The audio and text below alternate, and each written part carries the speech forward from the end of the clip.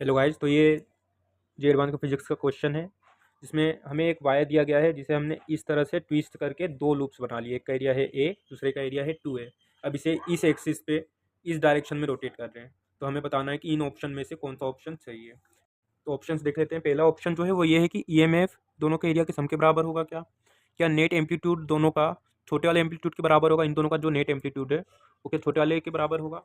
और क्या ईएमएफ कोस omega t के डायरेक्टली प्रोपोर्शनल होगा। क्या ईएमएफ जो मैक्सिमम होगा परपेंडिकुलर होने पे मैक्सिमम होगा।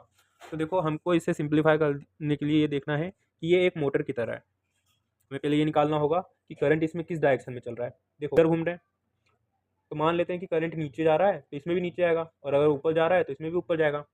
ठीक है, तो अगर हम इसे सॉल्व करेंगे Fleming's right hand rule of induction से, तो हमें पता चल जाएगा कि ये ऊपर की तरफ जा रहा है ना। ये ऊपर की तरफ जा रहा है और ये नीचे की ओर जा रहा है, और इसमें भी ये ऊपर की तरफ जा रहा है करंट, और ये नीचे की तरफ इधर से आ रहा है। ठीक है, पर यहाँ पे देखेंगे हम कि ये इधर से गया करंट, वो इधर इसको अपोज कर रहा है। अगर ये भी उसी डायरेक्शन में होता है दोनों ऐड हो जाते हैं, लेकिन ये तो अपोज कर रहा है, तो ईएमएफ इनके अपोज कर रहे हैं।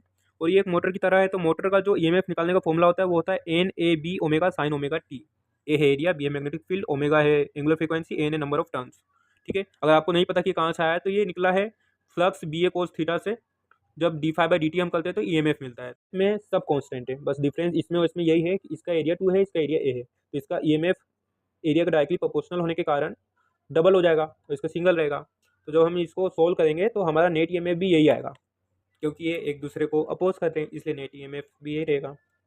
तो जो पहला ऑप्शन है कि ई एम एफ दोनों के एरिया के सम के बराबर होगा, ये गलत है। ठीक है, थोड़ा ऑप्शन देखते हैं। Net amplitude of both is equal to amplitude of smaller one. पहली बात तो एम्पलीट्यूड होता क्या है, जैसे ए साइन ओमेगा टी है, तो जो ए है ये इसका एम्पलीट्यूड होता है। ठीक है, जो आगे वाला कांस्टेंट टर्म होता है ना, क्योंकि देखो ये 1 हो जाएगा, तो जो वेव की मैक्सिमम हाइट होगी वो यही होगी ए, क्योंकि ए टाइम्स 1 ए है ना। जो एम्पलीट्यूड होगा वो एन ए बी ओमेगा होगा। छोटे वाले का एम्पलीट्यूड तो एन ए बी ओमेगा होगा, बड़े वाले का एन 2 ए बी ओमेगा होगा, और नेट जो होगा वो भी एन ए बी ओमेगा ही होगा।